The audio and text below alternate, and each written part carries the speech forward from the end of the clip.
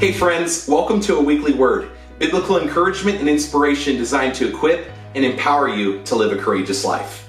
Today I want to talk to you about the voice of God and how we develop our spiritual ears to hear His voice. In Psalm 85 verse 8 in the Passion Translation, it says this, "Now I'll listen carefully for your voice and wait to hear whatever you say. Let me hear your promise of peace, the message every one of your godly lovers longs to hear."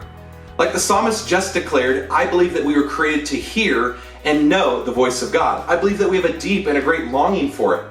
But I also believe there are two primary ways we learn to do this. Did you catch them? We have to, like the psalmist said, listen carefully and wait to hear whatever he says. I believe the first way we learn to hear the voice of God is by listening carefully. I think if most of us are being honest, there's not much in our life that we have to listen carefully for. Every day we're bombarded with sounds and noise and voices that all speak loudly at us, from social media to the news to entertainment, yes, even our favorite music services. We're inundated with voices and sounds all competing and vying for our attention. But it doesn't stop there. If you're a parent and you have young children, you know precisely how noisy things can get. I remember when our children were a little younger, they would talk over each other all the time, and before you could say anything or get a word in, you had to wrestle with all these little voices just going at it. Okay, well, who am I kidding? That still happens today. But the truth is this, our lives are just noisy. In addition to these voices, we have the voice of self. That's the one that's having an internal conversation with you right now. Psychologists actually say that our self voice is the one that we actually tend to listen to most, and that's because it's speaking all the time. It's that inner voice that is consumed with your feelings, your doubts, your fears, your anxieties, your self. But here's the deal. All these voices shouldn't define you, and they don't have to. As the psalmist declares, our true longing is to hear the inner voice of God and be shaped by it. But that means we have to learn to listen carefully. And the best place to start is by shutting off the noise, turning off the radio, disconnecting our smartphones and Netflix and all the noise the world throws at us. Yes, I know, it's tough. It's probably harder than it's ever been, but the reward is great and greater than we know. The second way we learn to hear the voice of God is by learning to wait. Now, if we're still being honest, and I hope we are, I think this is probably the harder part. Why? Well, waiting is tough. Patience is not something that comes naturally to most of us. The other day I went shopping at Costco. By the time I gathered all my goods and I got to the front of the store for checkout, you know what I did? I looked for the line that had the least amount of people in it. Why? Because I don't like to wait. And some of you do this on the road, on your way to work. You jump out of the lane that you're in and nearly wreck yourself and everyone around you trying to gain an extra minute in the morning. And why? Because you don't like to wait either.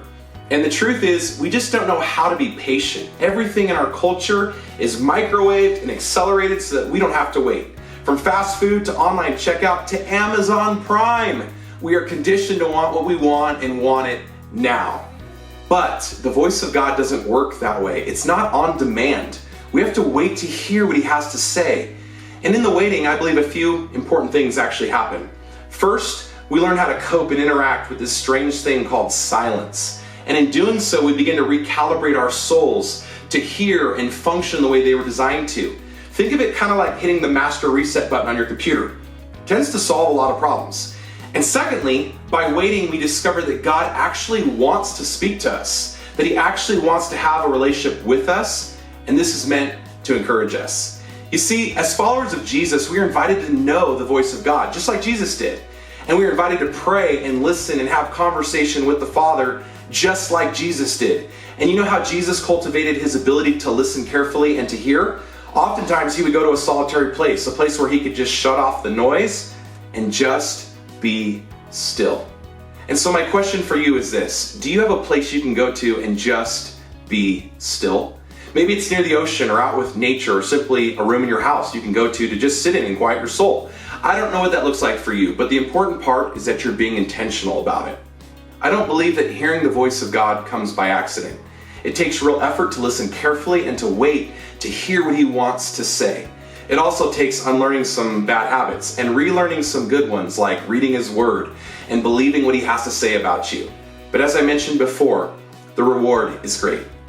Finally, as the psalmist declares, God has a promise and a message of peace that He wants to speak over your life. And it's this peace that silences the storms. It's this peace that calms the waves. It's this peace that stills the turbulence within our souls.